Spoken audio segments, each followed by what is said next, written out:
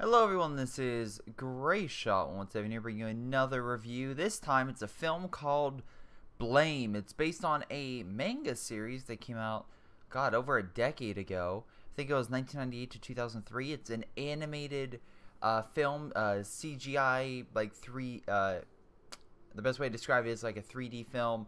Not your original 2D, but more in line with current, like, Disney, Pixar, current films.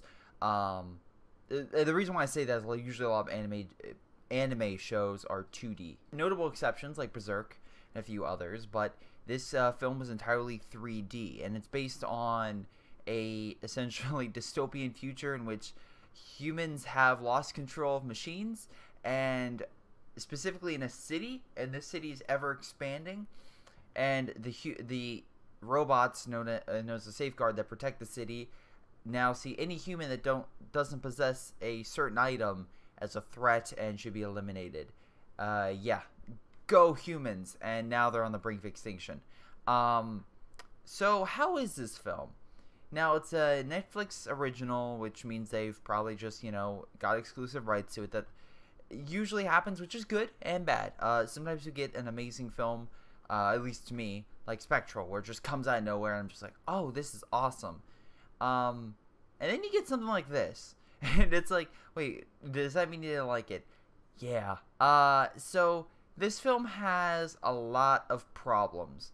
The characters and story is, I mean, the setting is the most intriguing part about this, and again, that's just because the design and of the safeguard, the robots protect the city itself, which is this kind of looks like something like the Death Star. You don't see the outside, you only see the inside of it, but it's just this never-ending landscape, and it has a really cool vibe to it. But something that is kind of annoying is the characters, which are very one note. There isn't really character development. No character really changes.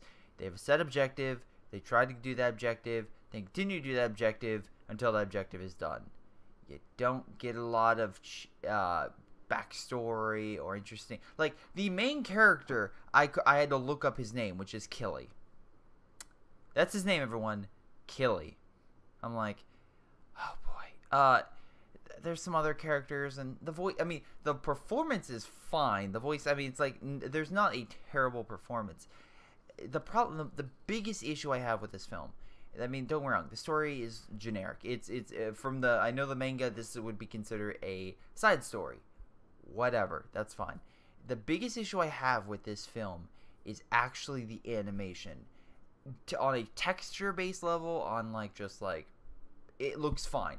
Like, if you get a freeze frame of this film, it'll most likely look good. I don't think it'll hold up. I don't think it has a real distinct art style per se, other than typical, just like, cyberpunk, like, dystopian future-esque kind of thing going for it. It doesn't really have, like, I don't think this film will hold up some like better, like more distinct films that have a different art style. The biggest problem I have with this film is the frame rate. And you're like, what do you mean?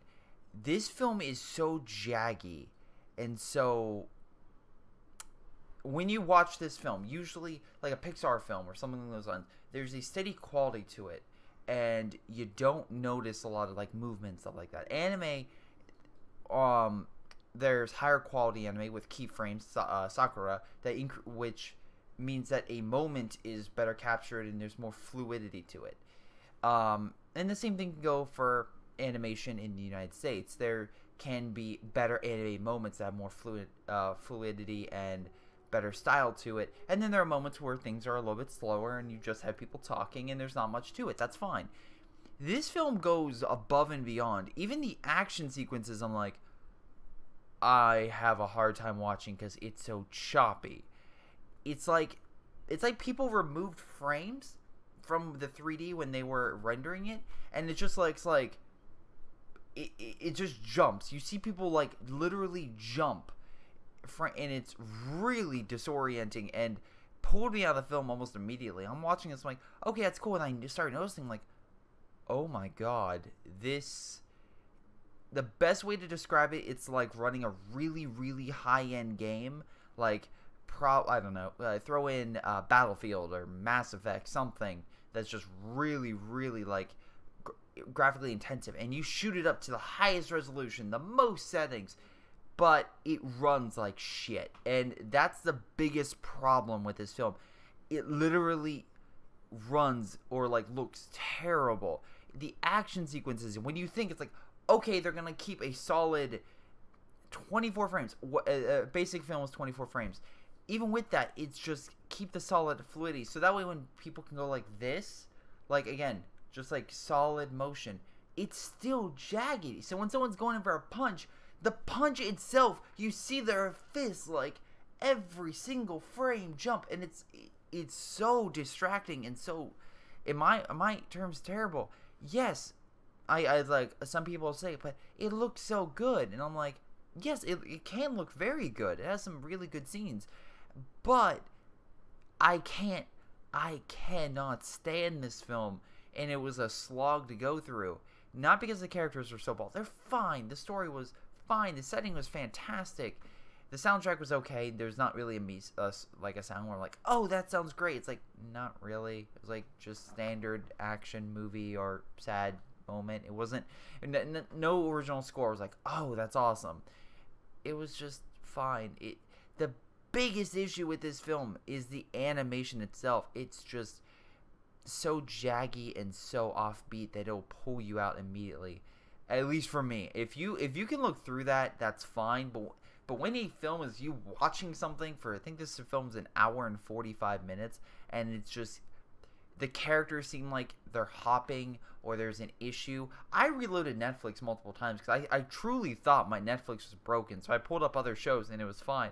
But this show, specifically, it was just, or this movie, was just like, what is going on?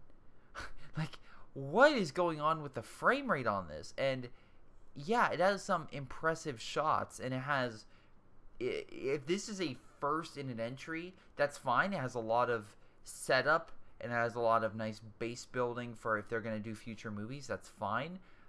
But, and it is standalone. Like, I guess there doesn't need to be a sequel, but kind of like keeps the door super wide open to be like, we really want a sequel, so please do well.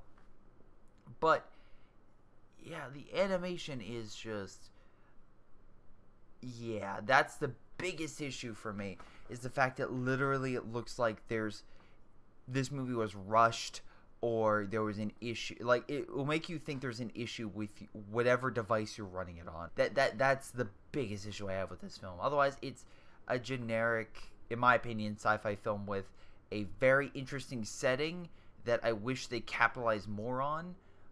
But otherwise, it's just like, yeah, here's a bunch of random stuff. This cool guy's energy gun, that's great. Where'd this guy come from? What's his backstory? You don't know. He doesn't know, or at least he doesn't think he knows.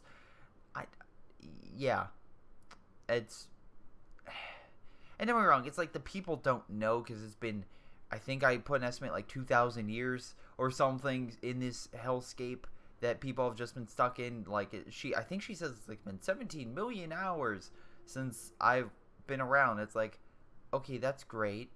Let me do the math. That's about close to 2,100 years, I think, like around there. Well, okay, that's fine. But even if that's the case, a little bit more would be cool. I mean, again, like, the setting is great. It's just the animation is the biggest issue for me, and this is why I'm very worried about other Japanese 3D animated films. Like, for example, Godzilla, the new Godzilla animated film that is supposed to be coming out. I am extremely worried about that film, because if the film comes out with this level of quality, it's gonna, oh my, I can't sit through it. I really can't. And it's sad. It truly is, because it's just like, if this is where a lot of animated companies are going with their animation, I'm like, please don't. Please don't. Because I will take a 2D animated film over this. I don't care how good this film looks. When you can't keep a solid quality to your film, and it just looks like a jagged mess, then I'm instantly gonna turn it off. And I just like, maybe it gets better, maybe the action sequences will fix it, but no. All right, I've gone on a rant with this film too much. I don't recommend it. If you're looking for like a post-apocalyptic sci-fi setting that's kind of like an animated, there are plenty of other anime 2D anime that will probably be better. But yeah, this, and like, okay, so one that would probably be like a decent fit would actually maybe be even Steins Gate or something along those lines, if you know what I'm talking about. But yeah, this has a lot of issues, and I don't recommend it. In any case, this has been Greyshot17, and stay tuned for more reviews, like, for example, Alien Covenant, which should have come out by now, and then other TV shows like Samurai Jack, which has amazing animation. Otherwise, again, 117, and I'll see you guys next time.